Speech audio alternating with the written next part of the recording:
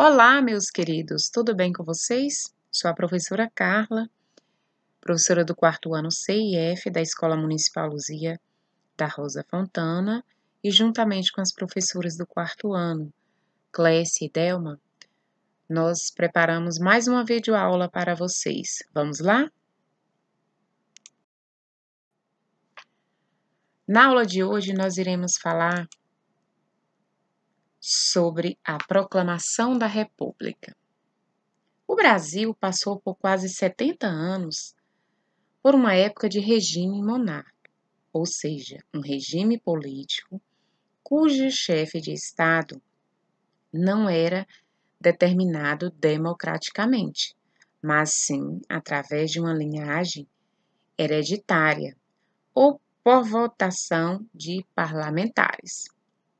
Durante a monarquia, o país foi governado por dois imperadores, Dom Pedro I e Dom Pedro II. Mas, ao longo dos anos, tal regime passou por ser questionado pelos cidadãos, pois não atendia mais às necessidades do povo. Além disso, tirava o poder de decisão do baixo clero, da igreja e de militares. E foi por uma exigência de uma política prática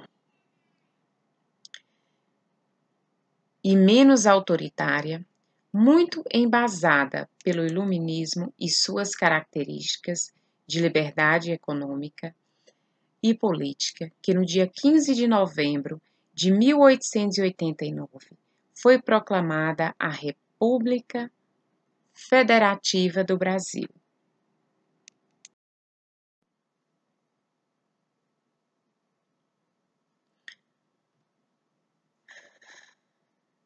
Manuel Deodoro da Fonseca foi um militar político brasileiro, o primeiro presidente do Brasil, e uma das figuras centrais da proclamação da República do país. O Marechal Deodoro organizou os símbolos da República, como o hino nacional brasileiro, a bandeira do Brasil e também a política nacional.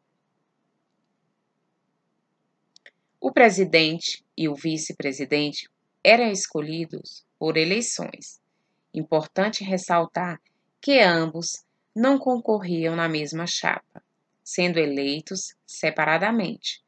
Assim foram eleitos Deodoro da Fonseca como presidente e o Marechal Floriano Peixoto como vice-presidente.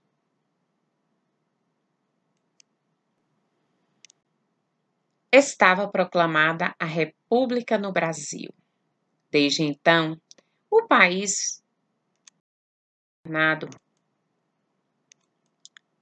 por 40 presidentes, sendo somente uma mulher a governar o país, cada um com suas particularidades e contextos históricos bem distintos.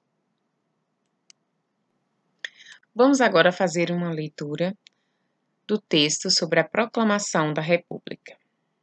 A 15 de novembro de 1889, o Marechal Deodoro da Fonseca proclamava a República.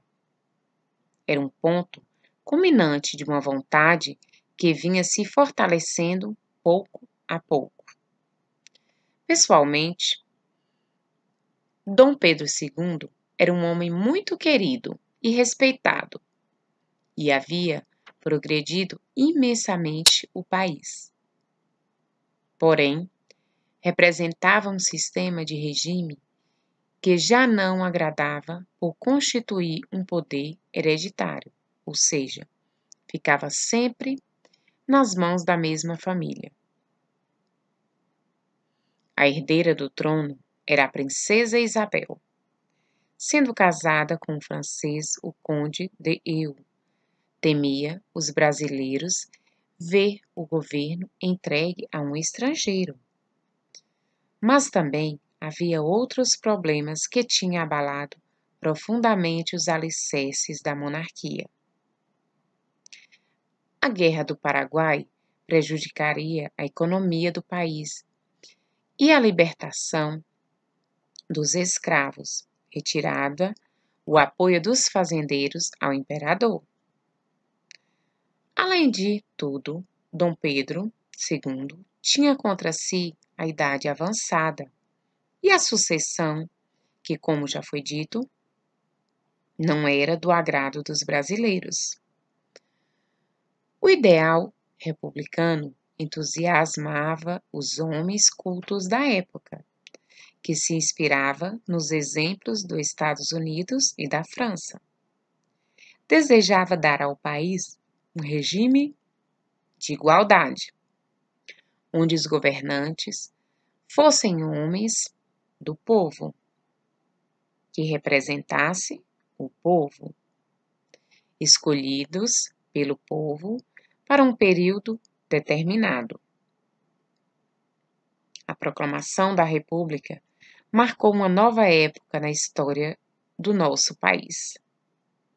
Os brasileiros tinham conseguido, finalmente, obter o direito político que tanto desejavam. Nós podemos observar dentro desse texto que para que possamos escrever qualquer texto ou qualquer tipo de texto, nós precisamos usar sempre os sinais de pontuação, não é? Então, nós iremos falar agora sobre os sinais de pontuação. Pontuação.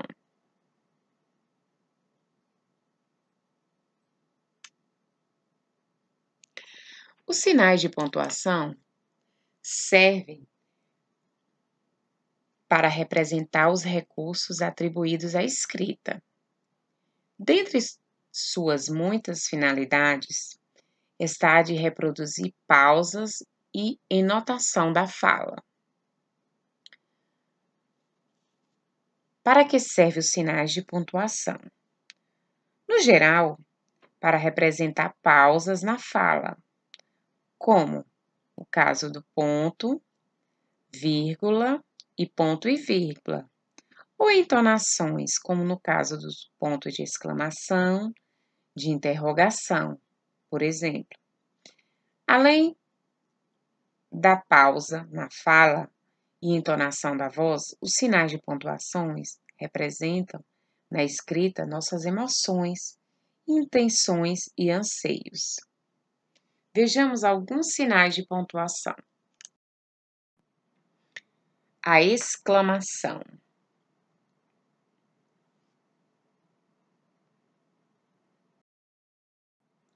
Ponto de exclamação tem a função de relacionar uma vertente emocional, expressando sentimentos como admiração, desejo, alegria, espanto, raiva, ordem, alívio, entre outros.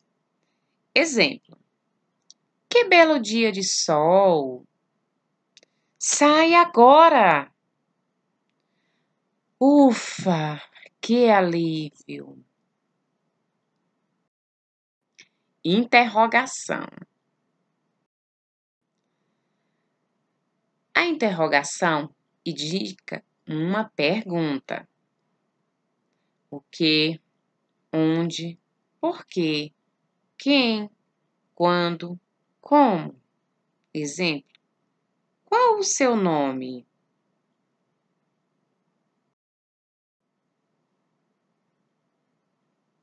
A vírgula. A vírgula indica uma pequena pausa na leitura.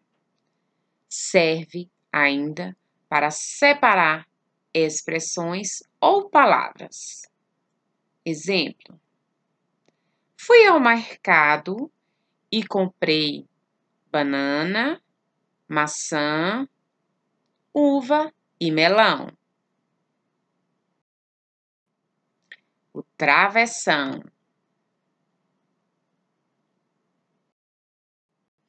Travessão indica que alguém está falando. Exemplo: Carla, eu não quero sair hoje. Dois pontos. É usado em uma frase quando alguém vai dizer algo. Exemplo: então, a mãe de João disse.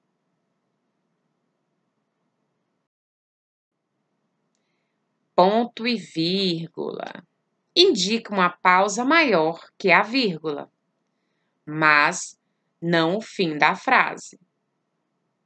Exemplo: Mariane foi ao parque. Ricardo ao cinema. Ponto final. Indica o fim de uma frase. Exemplo: a estrela brilha no céu. Agora chegou a hora da atividade. Vocês irão responder as atividades que serão enviadas através das apostilas. Respondam com muito carinho, muito capricho. Beijos, abraços, fiquem com Deus. Até a próxima aula. Até logo. Tchau!